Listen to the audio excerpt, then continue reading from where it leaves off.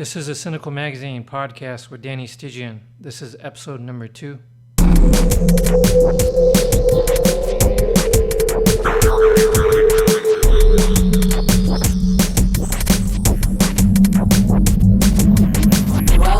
the Sinical Magazine podcast, where we bring you the best in alternative culture. Be stylish, be seductive, be cynical.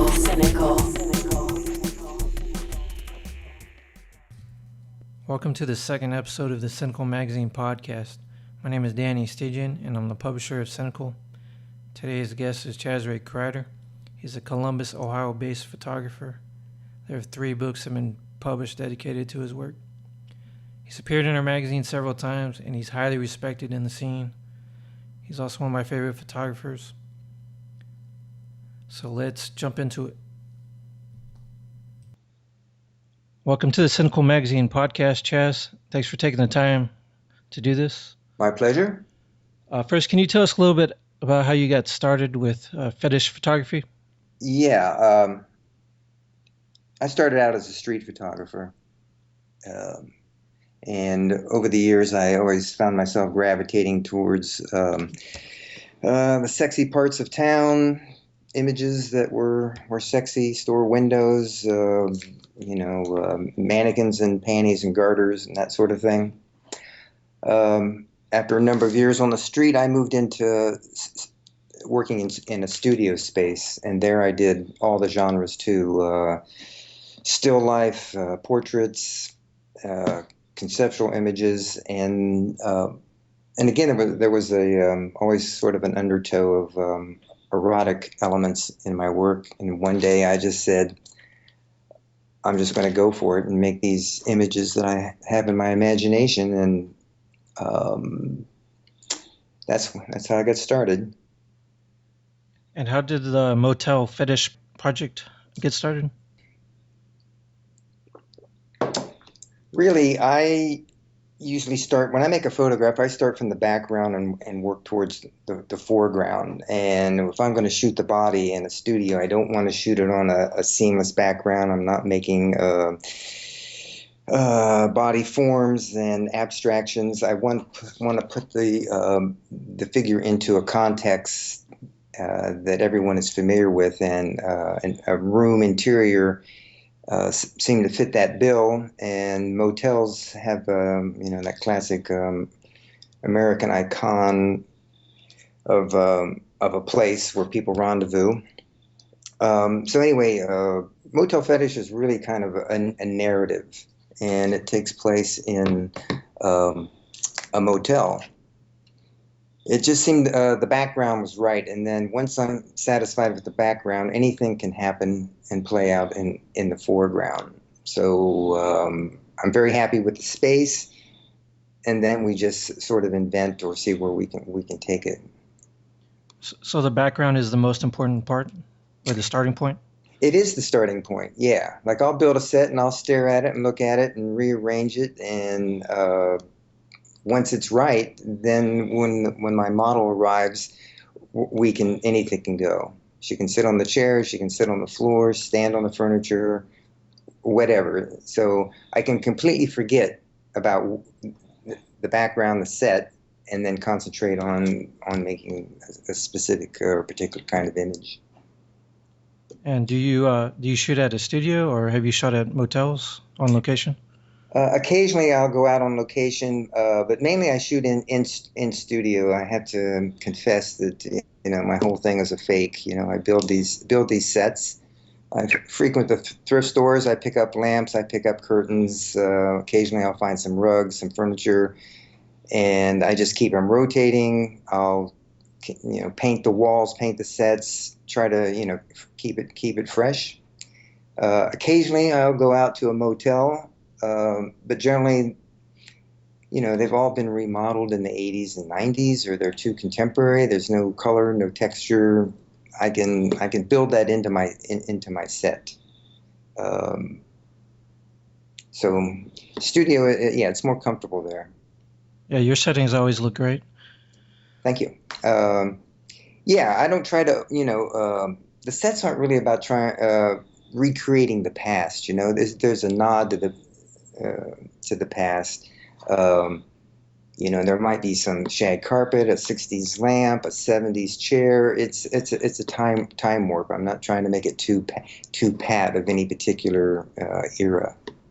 I mean, that's what you can find if you go down to the thrift store or, you know, the cheap antique shops. You're just going to find things, you know, that are, you know, a variety of periods. So I mix them up.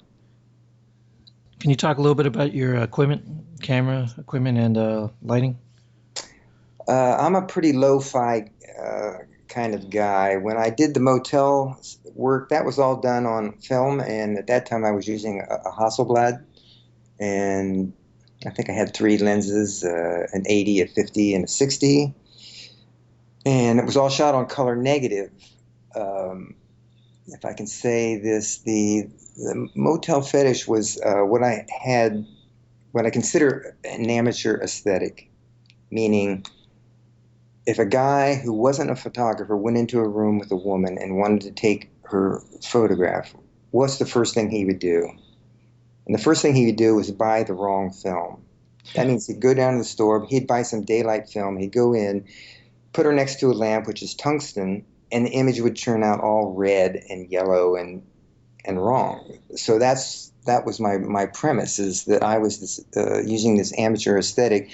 So I was shooting like daylight film under tungsten. So all my photos turned out red, yellow, real saturated, very, you know, technically wrong.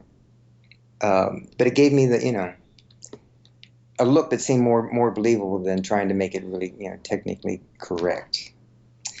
And when I first started, I was only using the lamps that you saw in the photograph. Again, if a guy went into the room and he wanted to photograph a woman, what would he do? He would put her next to the light, and then he'd start tilting the shade, and then he'd put the shade on the lamp on the floor to start using it as a spotlight. So it was all, you know, amateur aesthetic driven. Only later on, when I started doing some commercial work based on that motel aesthetic, I had to add more light to it because clients wanted to see the face, they wanted to see this and that, so I had to start using supplemental lights, which would be, you know, floods with barn doors, small spots. I guess you can tell from what I'm saying is I use hot lights, I don't use strobe. So with my eye, I can get all the lights balanced, and then using the lamp in the room as the principal light source, the other spots and fills, you know, are balanced to it. So now I might use like 2, 3, 4 lights at a time, you know, accenting and rimming and things like that, but I'm not really a lighting technical person.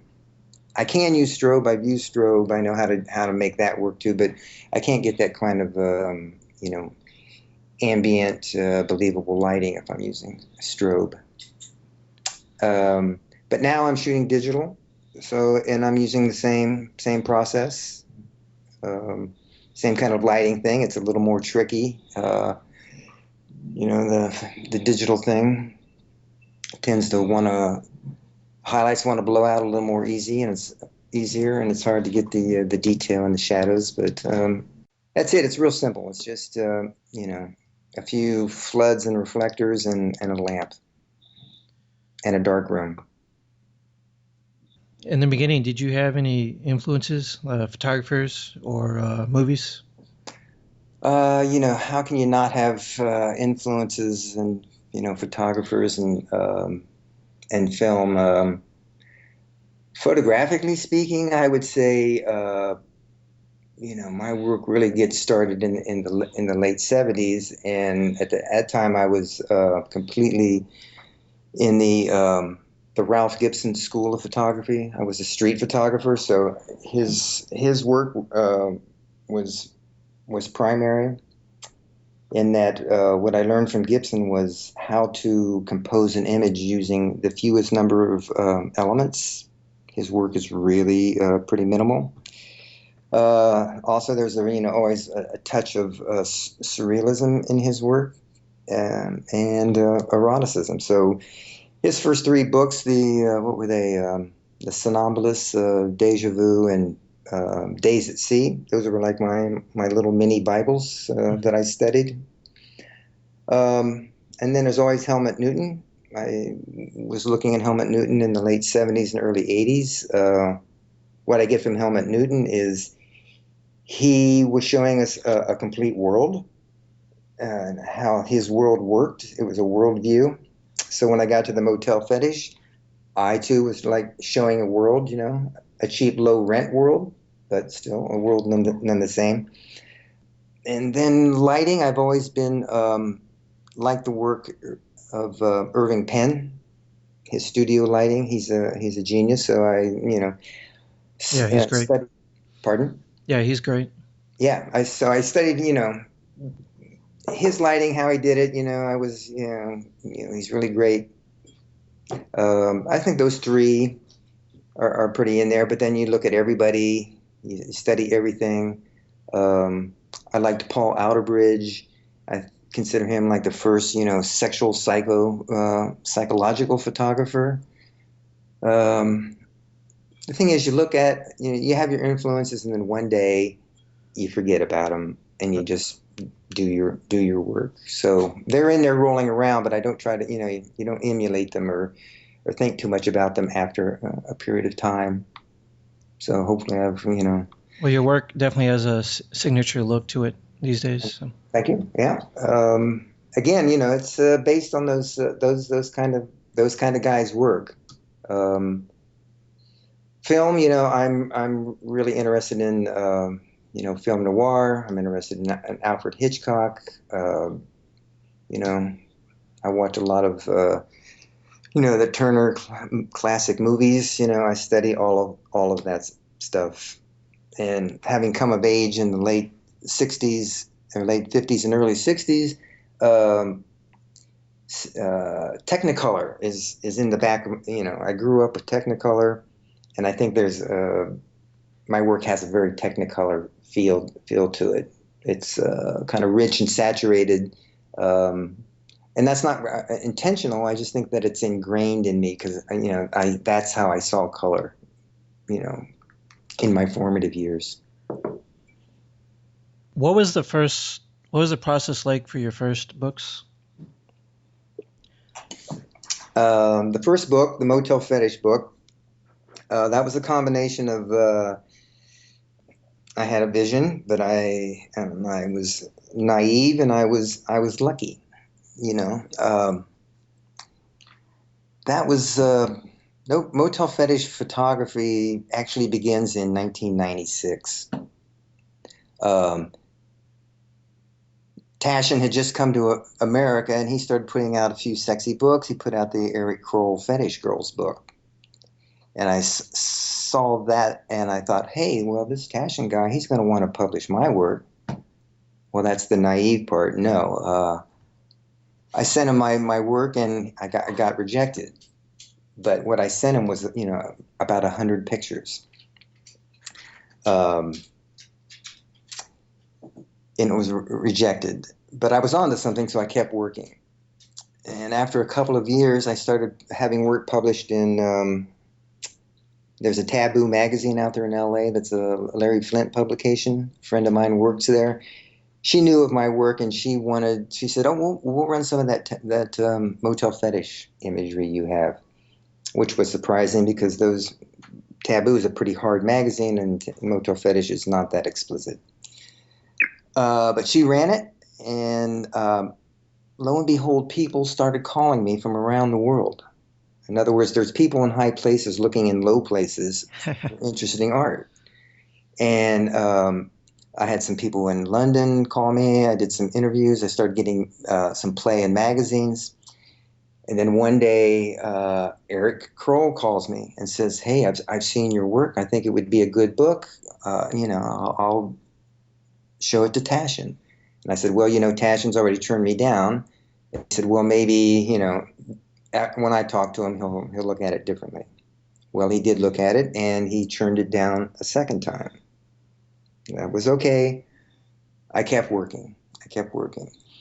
I was out in San Francisco visiting Eric, and he looked at the work, and he said, well, I've got this other publisher that I'll show the work to. and these publishers were in New York. I forget who it was, but they were interested in publishing it.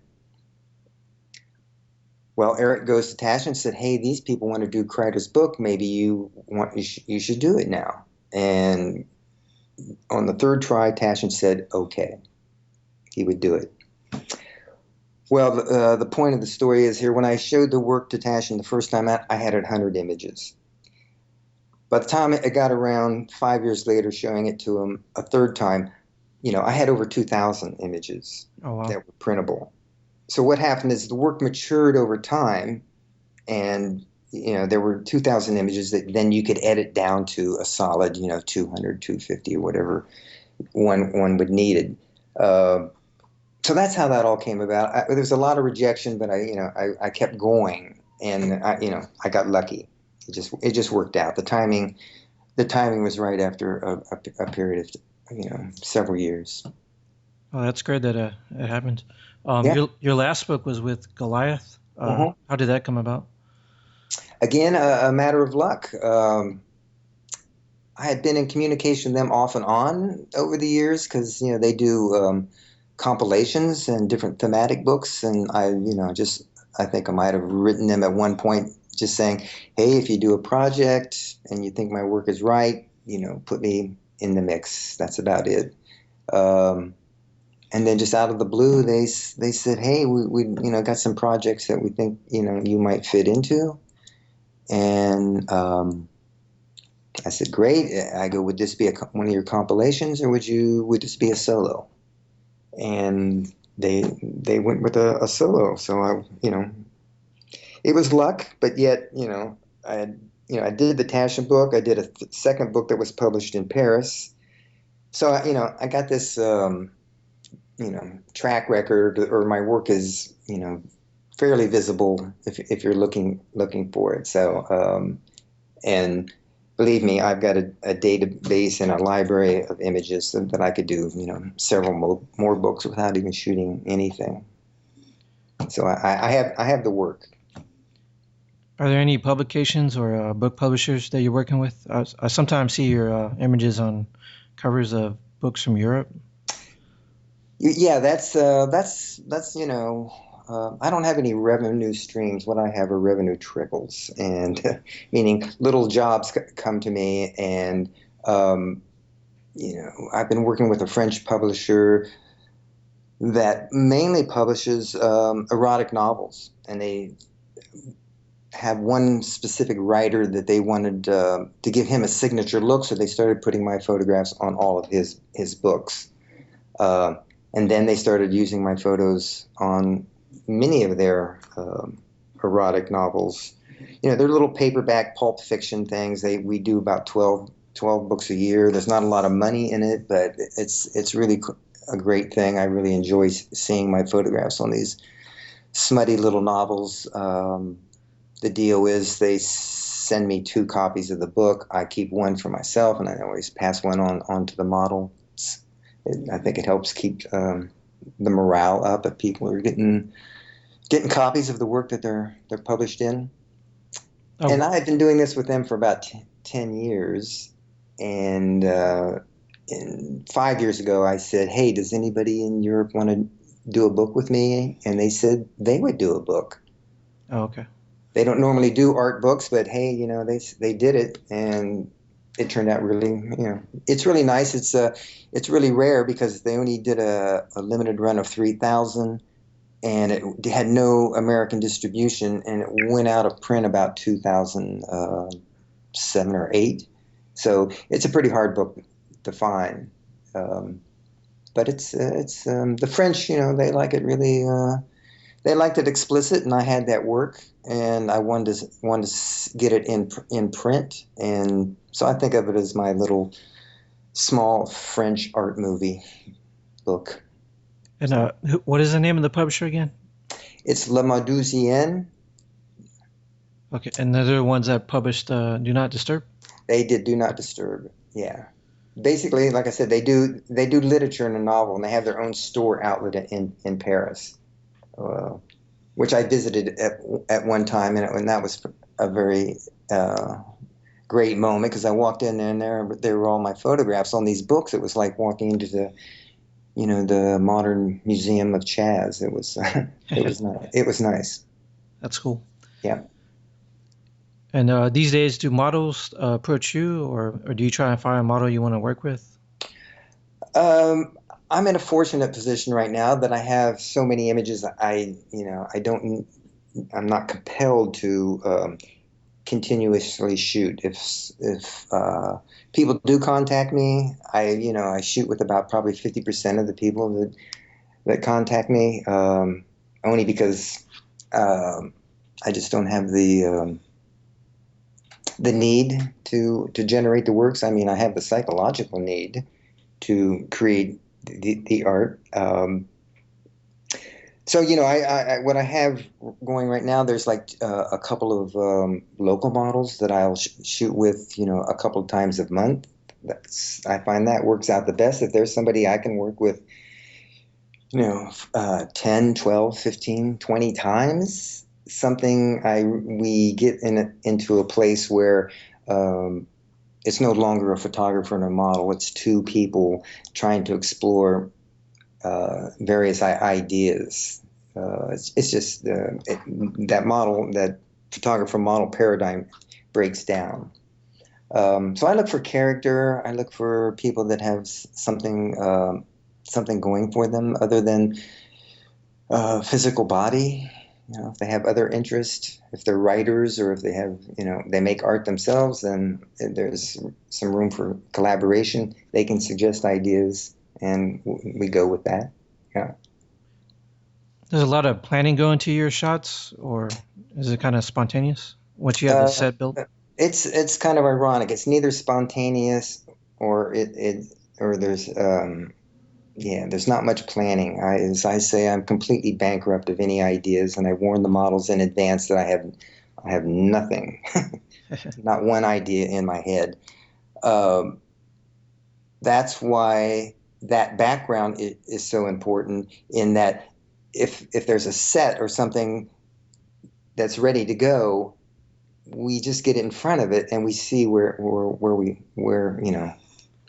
magic we can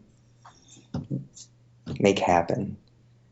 I might also say is that I have a lot of imagery from the last couple of years that's not even based on that motel interior shag carpet lamp world. Matter of fact, I've gone 180 degrees and I'm shooting in a more minimal, clean, conceptual mode of working. For example, there's a corner in my studio that I painted the walls 2 different colors, and I painted the floor, and I put a simple wooden chair in the photograph. And then I invited all the models that I work with locally to come and pose, and whatever they could do in that minimal space and that chair, that was the photograph. It's the antithesis of the motel construction set, which is usually kind of narrative driven, and this work is just body and space, color, form. And that's the thing I did. I did a self-published book with using that Mosaic app. You send 20 photographs by your phone to Mosaic, and they do this nice little 20-page hardcover book. So, I'm sort of doing personal, interesting self-publishing books because I find people will publish my sexual imagery, but they're not so, interested in, doing my art book. That's cool. Yeah, I haven't seen any of that. I'll shoot you some over. Matter of fact, there's my friend at Taboo Magazine just ran that book in their September-October issue, which is truly surprising because the work is not explicit. It's just, really well done, kind of minimal sexual portraiture. If that's how they're presenting it. Let's see, what else am I working on? I built a set in my studio, which I originally called The Trailer, I was thinking trailer trash, but I thought trash was a little condescending. So now it looks more like a cabin.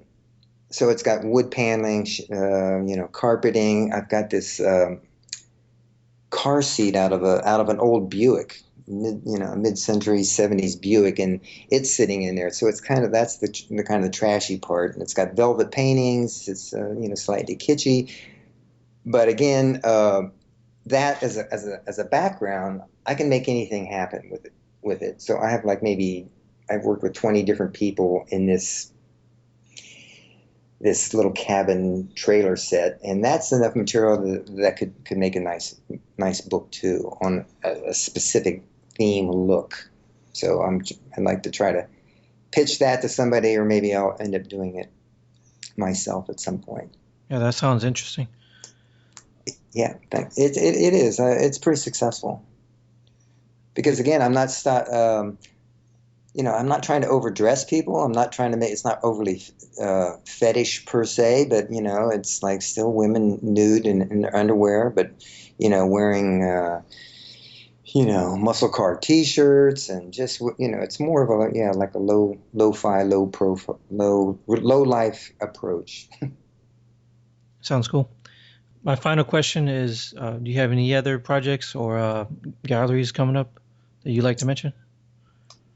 No, I think I just did. I think that the trailer cabin fever set is pretty good. I guess the point is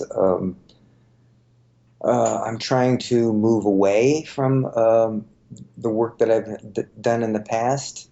I don't really never saw myself as a fetish photographer per se. I would always say that I make sexual imagery. Because that's more broad. I have one little series I'm working on. I have a model that I've worked with for the last year, and one day she came to me and she says, I would like to do a series of photographs or a book on a phallus diet. And I'm thinking, a phallus diet? That sounds so absurd. That's so ridiculous. And I thought, okay, that's great. Let's do this. So we sat down and we listed all the food that was phallic, from cucumbers to pickles to just whatever is bananas, whatever's that shape. So I've done a series of photographs with her interacting with these phallus foods. It's pretty crazy, but very Sounds very artistically done, meaning she's just maybe she's just caressing the banana next to her face, or has it balanced on her head, or there's a cucumber just sticking out of her panties. It's not really overly sexual, but it has that erotic surreal effect that I'm looking for. Plus she's a writer, so I'm asking her to write some sort of absurd text, a sort of an absurd recipe for phallus, but it was generally her idea, and I went with it. So that'll be a small book. I'm thinking I'm going to do that on Mosaic too. So you definitely think you're moving more towards self-publishing?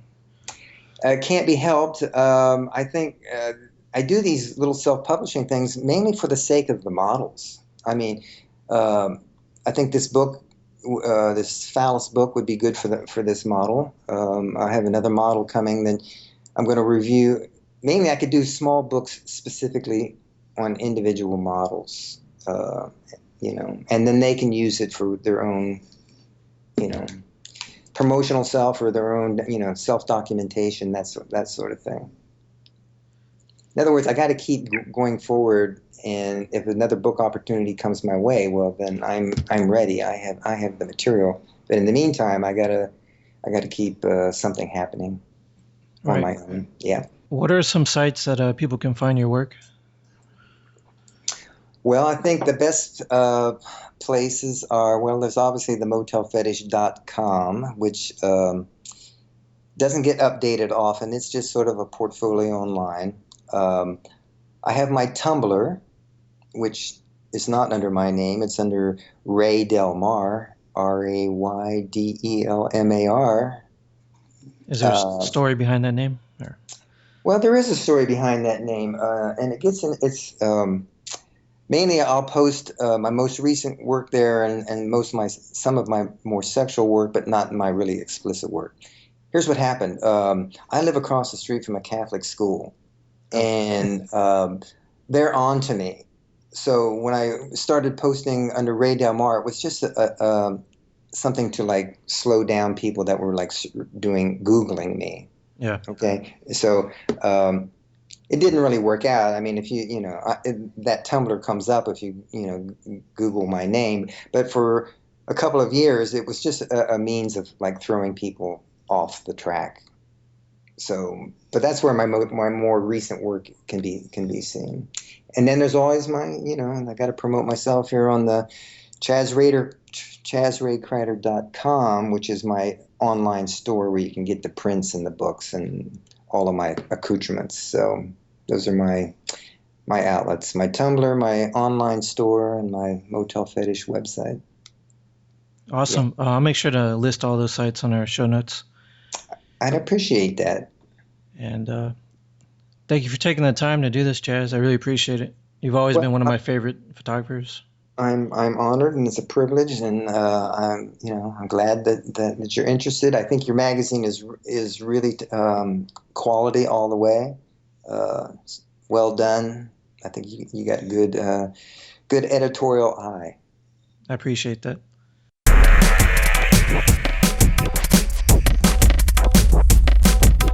Thank you for listening to the Sinical Magazine podcast at www.cynical